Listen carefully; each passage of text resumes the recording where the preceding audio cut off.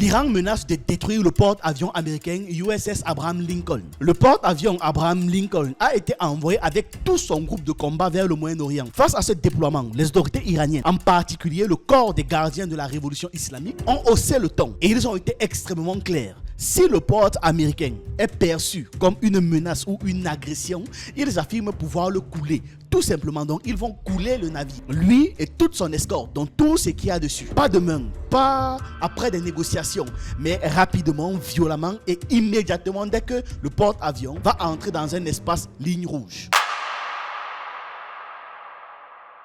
Depuis la mi-janvier 2026, il y a une séquence extrêmement dangereuse qui se joue au Moyen-Orient. Le 14 janvier 2026, le Pentagone ordonne officiellement le déploiement du groupe aéronaval USS Abraham Lincoln depuis le sud de la Chine. Et il doit quitter du sud de la Chine et aller au Moyen-Orient. Les images satellites confirment rapidement le mouvement. Dès les 15 et 16 janvier, le mouvement est confirmé publiquement donc. L'USS Abraham Lincoln est repéré quittant les zones des Philippines. Et presque immédiatement, le ton monte à Téhéran. L'Iran publie un Notice to Air Mission restreignant certains vols, notamment autour de la capitale. Ce genre de mesure signale un état d'alerte militaire accru. Plusieurs rapports indiquent que le groupe aéronaval doit entrer en zone de responsabilité du CENTCOM dans un délai de 6 à 7 jours. Autrement dit, l'USS Abraham Lincoln se rapproche progressivement de ce que l'Iran considère comme son environnement stratégique immédiat. Et c'est précisément là que la logique iranienne entre en jeu. Parce que pour l'Iran, un porte-avions américain n'est pas un outil diplomatique. Pour personne même d'ailleurs, ce ne serait un outil diplomatique. C'est une arme de décapitation potentielle. C'est une plateforme capable de lancer des frappes aériennes massives, ciblées, chirurgicales ou non,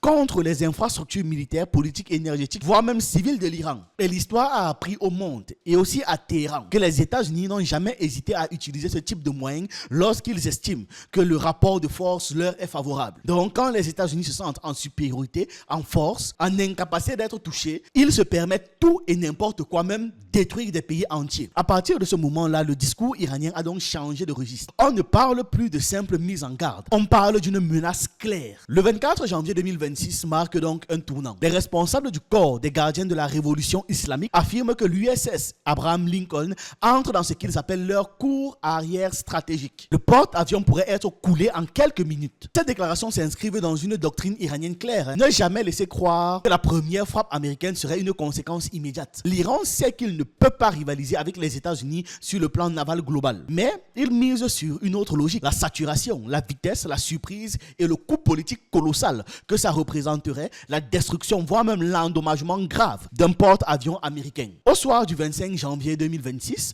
aucune attaque n'a eu lieu. Officiellement, le groupe aéronaval n'est pas entré dans les eaux territoriales iraniennes. Mais la tension reste maximale. L'Iran maintient une posture d'alerte élevée, maximale même. Les États-Unis maintiennent la pression de leur côté. Et chacun observe l'autre, doigt sur la gâchette, dans un jeu où la moindre erreur de calcul pourrait provoquer une escalade incontrôlable. Ce scénario n'est pas inédit. En 2024 déjà, lors d'un précédent déploiement de l'USS Abraham Lincoln, l'Iran avait menacé Israël et simulé des attaques contre des maquettes de porte-avions américains. Cette fois, le contexte est plus fort. Et ce n'est que le début du problème. Les déclarations de couler le porte-avions US est relayée par les médias d'État et par les canaux proches du corps des gardiens de la révolution islamique qui parlent clairement d'une capacité à frapper immédiatement en quelques minutes grâce à des missiles hypersoniques capables de déjouer les systèmes de défense les plus sophistiqués de l'Occident. Le message est clair. Il n'y aura pas de montée progressive. Il n'y aura pas de phase d'avertissement. Une provocation va immédiatement entraîner une réponse fulgurante,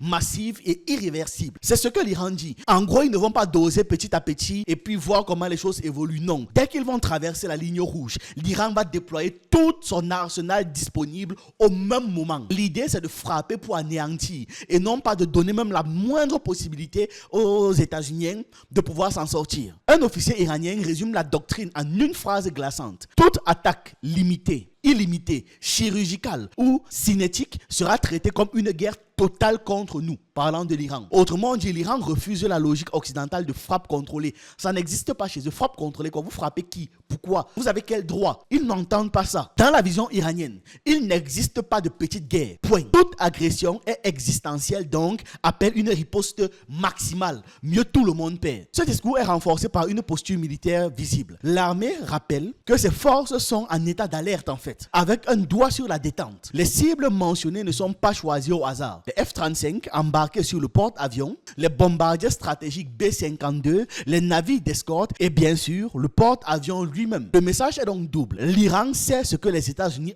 possèdent comme capacité et l'Iran a conçu ses armes justement pour détruire les capacités américaines. Et depuis plusieurs années, l'Iran met en scène cette capacité lors des exercices militaires, notamment la série Grand Prophète, où des attaques sont simulées contre des maquettes grandeur nature de porte-avions américains. Ces images ne sont pas destinées uniquement à l'opinion publique iranienne, pas du tout. Elles sont diffusées à l'étranger, traduites, reprises sur les réseaux sociaux occidentaux, précisément pour nourrir le doute dans les cercles stratégiques américains. Comment l'Iran prétend-il pouvoir couler donc un porte-avions américain? On parle quand même d'un des objets militaires les plus protégés au monde. La réponse iranienne repose sur une logique de saturation et de vitesse. C'est ce qu'on doit comprendre. Selon Téhéran, il ne s'agira pas d'un missile unique, ni d'une frappe isolée, mais d'une attaque en essaim, missile hypersonique, lancé depuis le sol, combiné à des missiles anti-navires, des drones, des attaques électroniques et potentiellement des actions sous-marines ou alors des vedettes rapides.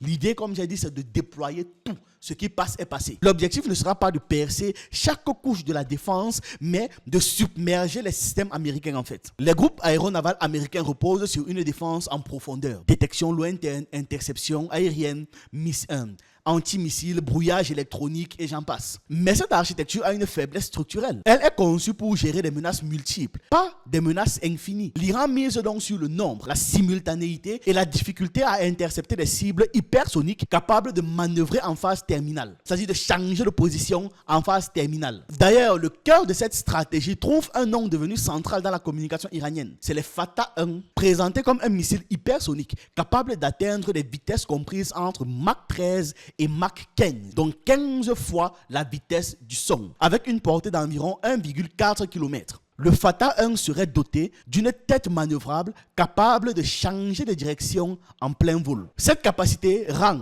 son interception presque impossible et les ingénieurs iraniens le confirment. Ce missile est explicitement présenté comme une arme conçue pour neutraliser les porte-avions. Sa charge explosive est estimée à 80 kg et plus. Et ça ne vise pas forcément à faire exploser le navire en deux, mais à provoquer des dégâts critiques, des incendies, des pertes de capacité opérationnelle, la destruction par exemple du pont d'envol ou la mise hors service des systèmes vitaux. Or, un porte-avions immobilisé, donc qui ne peut plus agir, est déjà politiquement et stratégiquement une défaite majeure. L'Iran évoque également d'autres missiles, comme le Khaybar-Shekan ainsi que des variantes anti-navires destinées à être utilisées en salve massive. Les forces impliquées seraient principalement la marine iranienne, appuyée par l'armée de l'air et les capacités de renseignement avancées. L'idée n'est pas de livrer une bataille navale classique, mais de transformer le détroit d'Ormuz et ses abords en zone de déni absolu. Mais à ce stade, il faut préciser une chose. Même les analystes les plus critiques à l'égard des États-Unis reconnaissent que l'efficacité réelle de cette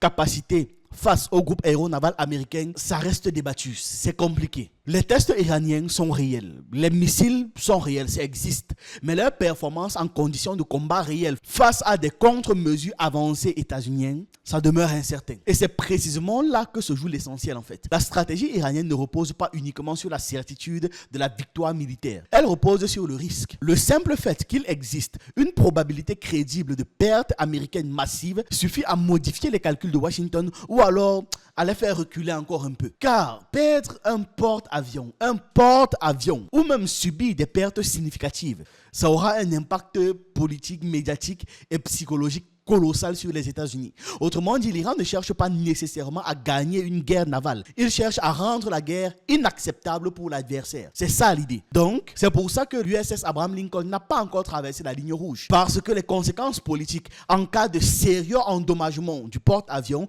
ou alors du fait qu'il coule réellement, ce sera terrible. Les gars ont même dit que les Américains vont venir chercher les restes du porte-avions sous l'eau pour dire à quel point ils sont extrêmement sérieux. Voilà, c'est ce que j'avais à partager avec vous dans cette vidéo.